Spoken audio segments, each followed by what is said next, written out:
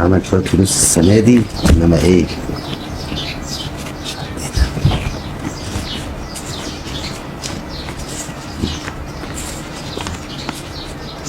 نهار اسود، كل دي فلوس؟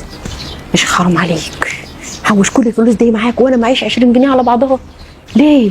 ده انت حتى ما بتدينيش ورقه من دول. ماشي، انا هوريك انا هعمل فيك ايه بفلوسك دي.